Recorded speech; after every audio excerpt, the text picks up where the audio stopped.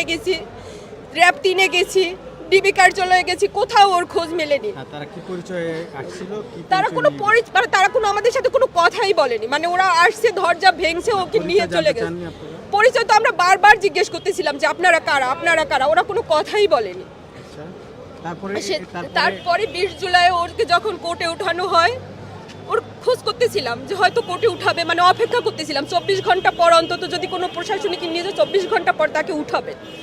24 ঘন্টা তো দূরের কথা, 40 ঘন্টা পার হওয়ার পরে ওকে শুনতে পারি যে সে উঠাইছে।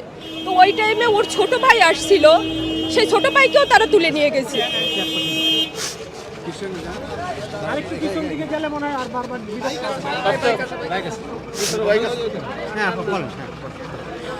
তো ছোট ভাই যেটা আমানুর, আমি অসুস্থ, মানে এই কথাগুলো এখন পাবলিকলি বলার মতো না, কিন্তু তারপরেও আমাকে বলতে হচ্ছে।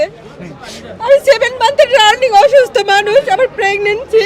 তো ওই টাইমে মানে আমি তো একা পারি না, কোথায় যাব? ছোট ভাইটাকে নিয়ে আসছিলাম সাথে কোর্ট চত্বরে, তো এই জায়গা থেকে ওকে আবার অ্যারেস্ট করে ওরা নিয়ে যায়, কোর্ট ভাঙচুরের মামলা দেয়, যেটার সাথে ও সামান্যতম জড়িত না। আমানুর, ওর নূরের ছোট ভাই আমিনুর। তো সেটা নিয়ে যায়। তো ওই দিন দেখা করার জন্য অনেক করা হয়েছে যে ওর সাথে একটু দেখা করব, সেই দেখা করার সুযোগটুকু দেওয়া হয়নি। 5 দিনের রিমান্ড ওকে দিয়ে দেওয়া হয়। 5 দিনের রিমান্ড শেষে আজকে যখন নিয়ে আসে তখন তাও দেখা করার জন্য অনেকই করার পরে করে। তো ওকে যে অবস্থায় দেখছি, ওকে যে অবস্থায় নিয়ে গেছে। আর এখন দ্বিতীয় বিষয়টি হলো যে আপনি বলছেন যে ডিবি কার্যালয়ে নির্যাতন করা হয়েছে। হ্যাঁ, ডিবি আপনি কার্যালয় কথা বলেছেন আর কি, হ্যাঁ আমরা দেখেছি আর কি। তো সেইটা যদি আপনি বলতে চান যে কিভাবে নির্যাতন করা হয়েছে, ওনার কি শারীরিক সমস্যা আর কি? শারীরিক এমনিতেই মানে ওর নিউমোনিয়া ছিল, লাঞ্চে জমে গেছিল, ব্লাড জমে গেছিল। তারপরে এখন ওকে এমনভাবে পা উপরে তুলে তারপরে টর্চার করা হচ্ছে। ইভেন ওর মানে এগুলো মানে ওকে আমি ধরতে পারতেছিলাম না, মানে ও আমার কাঁধের উপরে মানে মানে এই হ্যাঁ উপরে তুলে তারপরে মানে ওকে পা বেঁধে উপরে, আমি বলি পা বেঁধে উপরে ঝুলিয়ে কি তাকে নির্যাতন করা হয়েছে? আপনি সেটা বলতে চাচ্ছেন? আমি বলি আপনি যেটা বলবেন আমরা কিন্তু সেটা লিখবো। আপনার স্টেটমেন্ট বারবারই বলছি, কিন্তু আপনি যদি বলতে চান ওকে না মানে ও জায়গায় আপনারটা ওটা বলেন, ওটা শুধু মানে ওকে ফুটবলের মতো, মানে একটা মানুষকে মানে মনে হচ্ছে মানুষ না, ও মনে হয় কোনো একটা ফুটবল, মানে তারা ওভাবে নিয়ে ওকে নিয়ে মানে তাদের হাতের মানে আমি কিভাবে আমি ভাষায় খুব প্রকাশ করতে পারবো না। মানে যেটা কথা হয়েছে নূর সাহেবের, হ্যাঁ সেটাই বলি এই পার্টটা।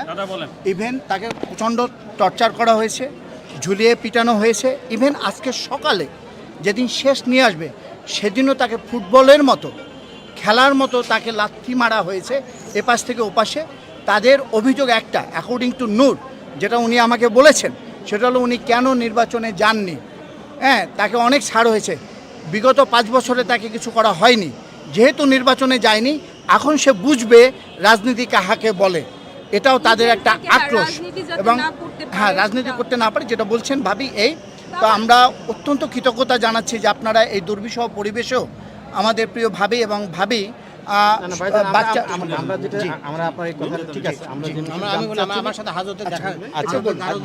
আমি একটু জানতে চাই। এক নম্বর হলো যে আপনারা স্পেসিফিকলি বলেন আপনারা কি বলছেন যে টর্চার হয়েছে? টর্চারটা কিভাবে হয়েছে সেটা একটু বলুন। আমি গারদে যেয়ে তার সাথে দেখা করেছি, দেখা করার পর সে আমাকে বিস্তারিত বর্ণনা করছে। ওখানে জামাতের এবং বিএনপির নেতৃবৃন্দ ছিল, বললো যে ডিবিতে মনে হচ্ছিল কারা আওয়ামী লীগ আর কারা ডিবির অফিসার, কাউকে চেনা যাচ্ছিল না।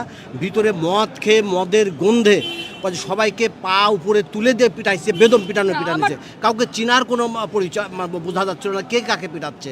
এবং ভিতরে এত বেশি মদের গন্ধ, তারা মদ খেয়ে ড্রিঙ্ক করে সবাইকে পিটাইছে। এবং ভিপিকে অস্বাভাবিক রকমের নির্যাতন করছে।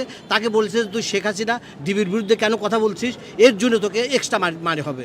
এইভাবে তাকে ক্রমান্বয়ে প্রত্যেকটা অফিসার এসে, কিন্তু অফিসারদেরকে সে কাউকে চিনতে পারে নাই, কাউকে চেনার মতো পরিবেশ নেই, সবাই তাকে নির্বিচারভাবে তাকে অত্যাচার করছে এবং মারপিট করছে। কিন্তু নিয়ম অনুযায়ী, আইন অনুযায়ী কোর্ট থেকে একজন আসামিকে রিমান্ডের সময় যেভাবে নেবে, যারা রিমান্ডে নেবে তাদের উচিত ঠিক সেই অবস্থায় কোর্টকে বুঝিয়ে দেওয়া। কিন্তু আমরা আজকে সেটা পাইনি। পরিষদের সহসভাপতি। নাম কি? আমার নাম অ্যাডভোকেট গোলাম সরোয়ার খান জুয়েল। আপনি বলুন তো আপনার পরিচয়টা বলুন। আমি অ্যাডভোকেট বিপ্লব কুমার পোদ্দার, সুপ্রিম কোর্টে প্র্যাকটিস করছি। ইভেন ব্যক্তিগতভাবে ইংল্যান্ড এবং আরও কয়েকটি দেশে আমি যাই। আপনার পুরো নামটা একটু বলেন। নাম হচ্ছে মারিয়া আক্তার। আচ্ছা আচ্ছা আচ্ছা, আপনার আর আমি দুই সন্তান? হ্যাঁ আমার দুইটা বাচ্চা, নাম বলুন তো একটা একটু ওদের। 5 বছরের তাসফিয়া নূর আর একটা 1 ইয়ার, ওর নাম তাকিয়া নূর, আর আমি মারিয়া আক্তার। আর আমার শুধু একটাই আপনাদের মাধ্যমে বলতে চাই যে ওর উপরে এই টর্চারটা বন্ধ করা হোক। আমার দুইটা বাচ্চা, মানে আমি তো মা, আমি আমার বাচ্চাদের এই সময়টা কেমন ওদের আচ্ছা, কাছে নূর কি আপনার, আমি বলি নূর আপনাকে কি বলেছেন আর কি আপনি কি ওনার সঙ্গে কথা বলেছেন যে প্রেসের সঙ্গে আপনি কথা বলবেন? আপনাকে কি বলতে বলেছে বা কি আপনার? আপনাদের সাথে মানে ও আচ্ছা, বলতে বলছে উনি- সবাইকে, মানে জানাতে বলছে যে ওর উপরে যেটা মানে এটা যেন মানে ওর উপরে আমরা একটা বিষয় টর্চারটা যেন আমরা বন্ধ একটা হয়। বিষয় বলি, টর্চারটা আপনি স্পেসিফিক জানতে চেয়েছেন কিনা, কোথায় টর্চার হয়েছে? উনি যে হাঁটতে পারছেন না কোন কোন জায়গাতে, আপনি কি মানে স্পেসিফিক? হ্যাঁ ওর এই হাতগুলো এগুলা ওর মানে আমি দেখছি মানে টি শার্ট ই করে ইভেন এইটা আমি মানে করতে এগুলা মানে পায়ের নিচে না, শুধু পায়ের উপরের দিকটা, থাইয়ের উপরে, মানে আমরা এটাকে কি বলি, হিপ হিপ বলে হিপ। হ্যাঁ হ্যাঁ এইগুলো মানে যেগুলো দেখানোর মতো না, মানে ও স্বাভাবিকভাবে কাউকে দেখাতে পারবে কয়েকদিন না। টর্চার হয়েছে? 5 দিন ছিল। আপনি এটা জিজ্ঞাসা 5 দিন করেছেন? ছিল না না বেশি, 4 দিন। 5 দিন তো মানে এই রিমান্ডেড তো আসি, তার আগে যখন নেওয়া হয়েছে ওই টাইমটাও টর্চার করা হয়েছে, তারপরে এখন এই যে রিমান্ডেড দিনগুলো এগুলো অমানবিকভাবে টর্চারের উপরে আপনি করা যখন হচ্ছে। বিচারকের- 2-3 বার মানে সেন্সলেস হয়ে গেছে, মানে ওর জ্ঞান ছিল না, তারপর ওকে কি করা হয়েছে জানে না, ইভেন ওকে ইনজেকশন পুশ করা হয়েছে, আর ই করে তো টর্চার তার তো আসছি। ইমোশনটা বলেন, আপনি ছেলেকে দেখলেন তো? বাবা শুধু সেইটা বলবো ওর বর্তমান পরিস্থিতিটা মানে আপনার অনুভূতিটা কি? আপনি